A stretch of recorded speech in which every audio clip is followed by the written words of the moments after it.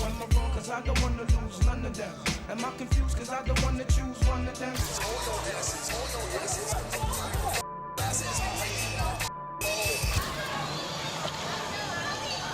Oh man.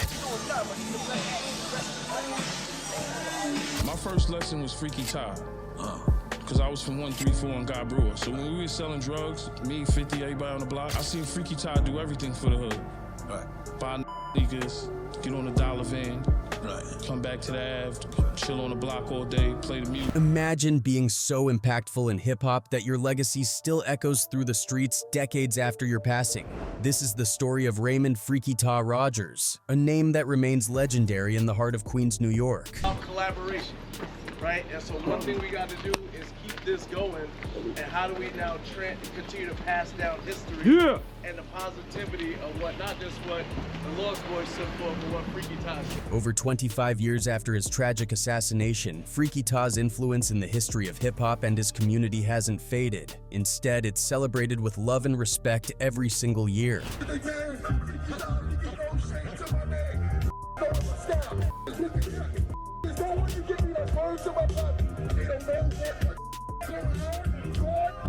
Back in 1999, Freaky Ty's life was cut short by a gunshot to the head as he left a party in his neighborhood. As a member of the Lost Boys, one of the hottest rap crews of their time, Ty was already a star, but it's his kindness and connection to the neighborhood that sealed his legacy. Since the day he was embodied, the community has kept his memory alive through Freaky Ty Day, an annual event where fans, friends, and family gather to honor him. The love is so strong that even big-name artists like Tony Yayo and 50 Cent have joined the celebration, sharing stories of how Ty's presence shaped their lives growing up in the same hood. My first lesson was Freaky Ty.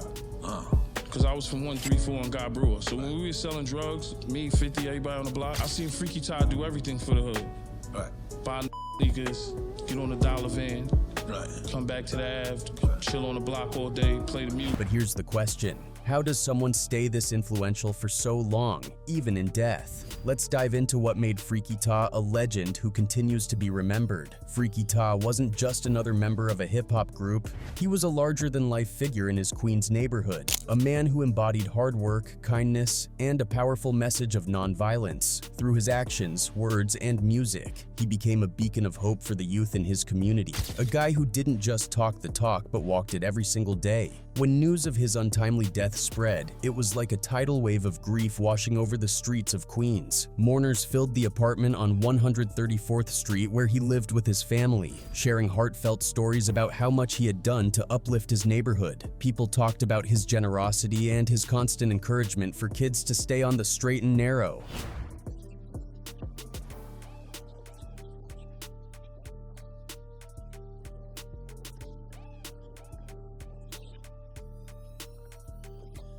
Ty's father captured it perfectly, calling him a local hero and revealing how his son would check on the neighborhood kids, review their report cards, and reward their hard work with gifts like sneakers and jackets. His mantra was simple but profound: you do the right thing and I'll do the right thing. Though his life was tragically cut short, the legacy he left behind continues to resonate. Year after year, Freaky Ty Day grows bigger, drawing more people and more love as the community celebrates not just his music but the man he was.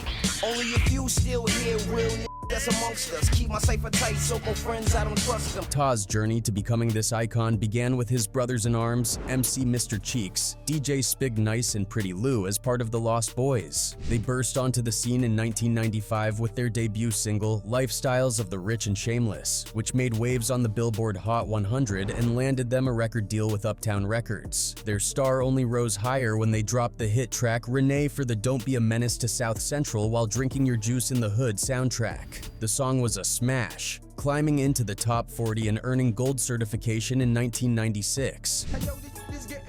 Beyond their albums, the Lost Boys used their platform for good. They appeared on the red-hot organization's America is Dying Slowly compilation alongside legends like Wu-Tang Clan and Fat Joe to raise awareness about the AIDS epidemic in the Black community. It was a bold move for a group that was still climbing the ladder of success, showing that they were about more than just music. They were about making a difference. But as their fame soared, life threw them curveballs that would change everything. Tragedy struck, reshaping the narrative of their their journey and leaving a bittersweet legacy that's still felt today. Ta's death marked a turning point, not just for the group but for the community he loved and fought for. And while his career and influence may have been cut short, his impact remains, a lasting reminder of what it means to inspire others and leave a mark that time can't erase. Let's walk through how this all started. So back in Queens in the 90s, tensions were boiling over between factions connected to the Lost Boys and another group known as the Hellraisers. Allegedly, a turf war was brewing in South Ozone Park, fueled by whispers of Lost Boys affiliates being targeted and robbed. But don't mistake the Lost Boys for passive victims. They are far from it. By December 1998, the escalating conflict would lead to a remarkable murder, which was traced down to the robbery.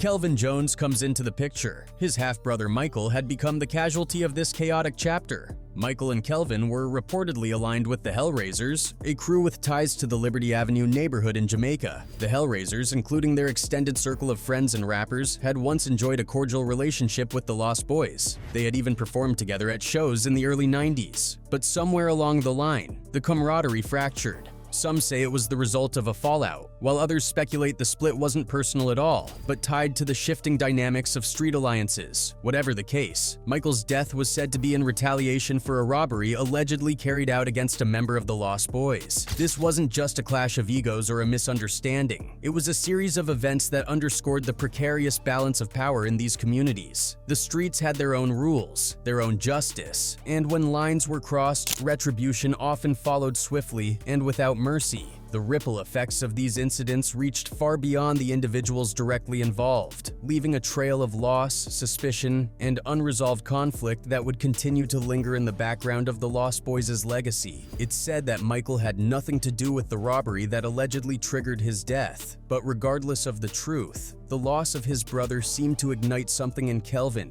a determination, perhaps even an obsession, to make a name for himself in the streets of New York City. And what came next would cement his infamy. By March 1999, Kelvin had become notorious, not for some petty crime, but for one of the most shocking acts in Queens history, the shooting and K-ing of Freaky Ta, a member of the legendary Lost Boys, right outside a hotel.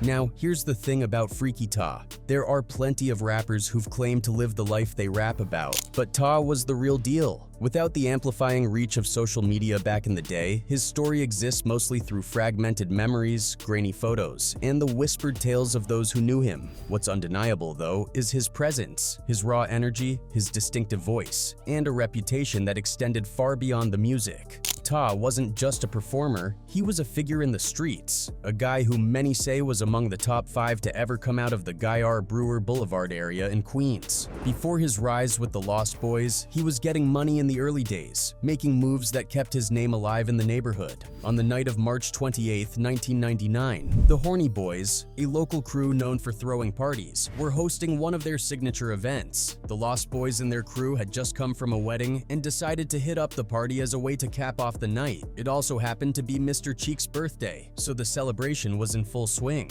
Night of his wedding. Well, this another person. My brother, Wild Wall got married that night before that same night. You know what I'm saying? So it was crazy.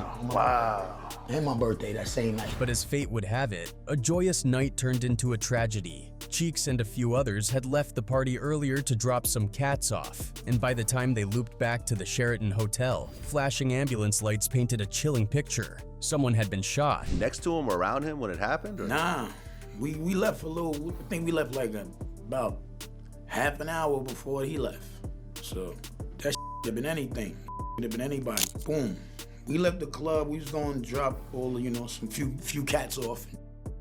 So by the time we get over to where we stay at Rockaway Boulevard, we see the ambulance and all of that rushing. So how did things escalate to this point? Word had gotten to Kelvin that the Lost Boys and their affiliates would be at the party that night. Still burning from the loss of his brother Michael just a few months prior, Kelvin allegedly rounded up 2 accomplices, Rasheem and Ryan, to help him stake out the event. Armed and ready, the trio parked their van outside the hotel, watching and waiting for their moment. Whether the target they were seeking was actually there remains unclear, but as the hours dragged on and frustration set in, their plans took a deadly turn. Some accounts suggest they gave up on finding their intended target and decided to fire at whoever exited the party first. Others say it was a case of mistaken identity, but the result was the same. As the crowd thinned in the early morning hours, Kelvin, wearing a ski mask, stepped out of the van and into the group of partygoers lingering outside the hotel. In an instant, he zeroed in on Ta and shot him at point-blank range.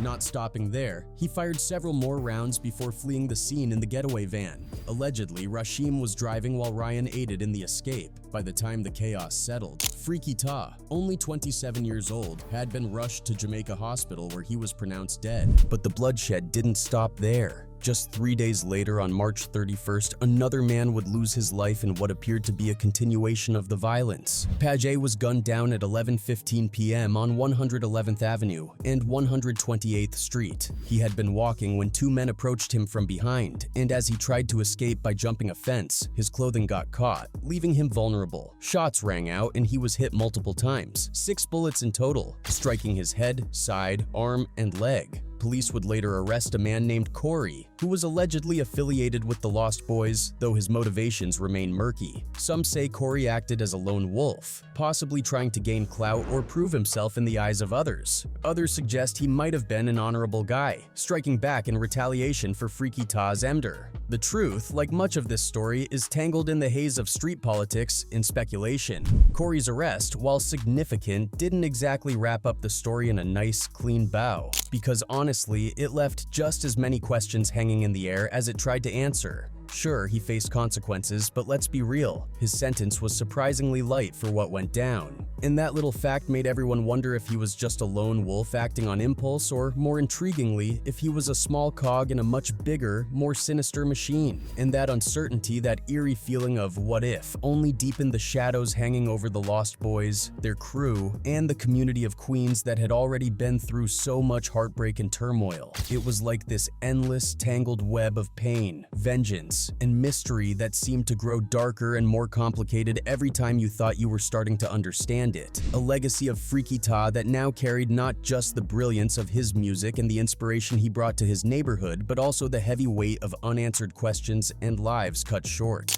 And then there was Kelvin Jones. On a Monday that must have felt like it carried the weight of years, he finally stood up and pleaded guilty to the Emder of Freaky Ta, the beloved rap star who hailed from Rochdale Village and had become a beacon of hope for so many in Southeast Queens. The Queens DA laid it out plain. Kelvin, just 31 years old and from a modest home on 134th Street in Ozone Park, admitted to second-degree Emder, the shooting that shattered lives and left an indelible scar on the local music scene. This wasn't just a crime, it was a tragedy, the DA said, and the words seemed to carry the ache of the community. Freaky Ta wasn't just any young man. He was someone who had clawed his way out of the rough streets, turned his life around, and transformed himself into not just a respected artist, but a role model for the youth of Queens. And just like that, his life was stolen in a senseless act of violence. The two other accomplices in that minivan, Rashim Fletcher and Ryan Frith, both from South Ozone Park, who found themselves swept up in the aftermath of Ta's Emder. Fletcher, only 24, pleaded guilty to manslaughter and ended up with a 7-year sentence. Frith, a little older at 26, admitted to criminal facilitation and now waits to hear his fate, knowing he's looking at up to 15 years behind bars. Their arrests brought some measure of closure to the case, sure, but the whole ordeal felt like peeling back the layers of a never-ending tragedy, one where every answer led to more questions and every resolution left the community still grappling with the ghosts of what had been lost. As the years rolled on, it became painfully clear that Freaky Ta's death wasn't just a personal tragedy for his family and closest friends. It was like dropping a massive rock into a still pond, with the ripples spreading far and wide, disrupting everything in their path. The shockwaves weren't confined to the immediate grief of those who knew and loved him. They tore right through the heart of the Lost Boys, a group that had built its foundation on tight bonds, shared dreams, and a vibe that felt untouchable, until suddenly it wasn't. The loss hit them where it hurt the most, shaking their unity to its core, leaving cracks in their music and casting doubt over the futures they had all worked so hard to build together. It wasn't just about losing a member of the crew, it was about losing a brother, a hype man, and a piece of the magic that made their sound so unique. That tragedy loomed large, overshadowing everything that came next. By the time their third album dropped, it was clear the weight of what had happened had taken its toll. The energy, the buzz, the unstoppable momentum they had once carried. It all seemed dimmed, muted by the grief and the chaos that followed Ta's death. That album, which might have been a game changer under different circumstances, didn't hit as hard as it could have. Its potential impact dulled by the somber cloud hanging over the group and their fans alike. Still, life went on as it always does, even in the aftermath of something so devastating. Mr. Cheeks, the group's frontman and lyrical powerhouse, tried to navigate the pain and carve out a path forward, even if it meant going it alone. And to his credit, he managed to find some sparks of light in the darkness. Tracks like Lights, Camera, Action gave him a taste of solo success. And for a moment, it felt like the fire might reignite. It was a certified club anthem that had people moving for years. He ultimately found himself retreating from the spotlight, unable to keep the momentum going without his inspiration, and with so many of his inner circle either behind bars or buried in the cemetery. After Freaky Ta was gone, it seemed like the Lost Boys were running on fumes, trying to keep the train moving on tracks that were crumbling underneath them. Cheeks, Pretty Lou, and Spig Nice kept pushing forward for a while, performing and promoting their music, but the fire just wasn't there anymore. Not for Cheeks, at least. Sure, the industry didn't care about their grief or their losses. The business side of things demanded that the show go on. Cheeks was locked into a contract, had already cashed his publishing advance, and had to deliver even if it felt like his heart wasn't in it. So he did what needed to be done, dropping his first solo album, John P. Kelly, in 2001. It included the hit Lights, Camera, Action, which climbed the charts, hitting the top 20 on the Billboard Hot 100 and reaching the #1 spot on the rap charts. But while Cheeks was managing to tread water, things weren't looking great for Pretty Lou and Spig Nice. Lou seemed to be in a constant state of flux, moving from one place to another, spending time in DC, Maryland, Florida, and Georgia, trying to outrun whatever ghosts were chasing him. Spig, on the other hand, tried to hustle gigs here and there, hosting events to make ends meet, but it wasn't enough. Desperation led him down a dark path, and by 2004, he found himself entangled with the wrong crowd. He and 3 others were convicted for a string of 10 bank robberies across New Jersey, a shocking turn for someone who had no previous criminal record. Spig was sentenced to a jaw-dropping 37 years in federal prison and ordered to pay nearly $1 million in restitution, a crushing blow that underscored just how far the group had fallen from their heyday. Yeah, well, Spig Nice got arrested for bank robberies. Lou ain't get arrested for it. He wasn't involved in that. Okay, so it's just Spig Nice. Yeah. He got 37 years. Yeah. He should be coming home. 37 years. And how old was he at the time? Was like about 27 or so? Yep. 27, 28.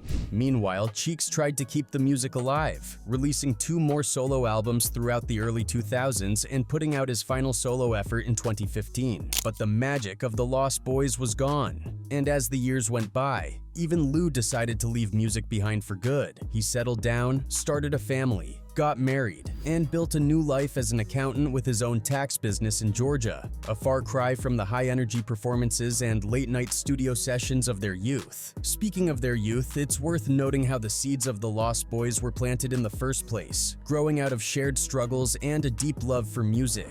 Terrence Kelly, later known as Mr. Cheeks, was the oldest of 4 kids, raised by a mother battling alcoholism and a father who was more often than not absent from their lives. When times got tough, Cheeks and his siblings were taken in by their aunts and grandmother, a change that introduced them to a home filled with love and perhaps more importantly, music. A few blocks away, Eric Ruth, aka Pretty Lou, was living a parallel life. His father's drug addiction had pulled his mother into the same cycle, leaving Eric to find solace in his extended family where music was a constant presence. His grandfather, Thurman Ruth, was a gospel pioneer, and his aunt kept the house filled with melodies. It was through this environment that Eric's love for music grew, often shared with a close friend, Talik Raymond Rogers, the future Freaky Ta. By the time high school rolled around, Cheeks, Lou, and Ta had formed a tight bond, brought together by their mutual passion for hip-hop. Their trio became a quartet when they teamed up with an aspiring DJ named Ronald Blackwell, later known as Spig Nice. Together, they first called themselves the Stay Fresh Crew before rebranding as the Lost Boys, inspired by the 1987 supernatural black comedy horror film of the same name.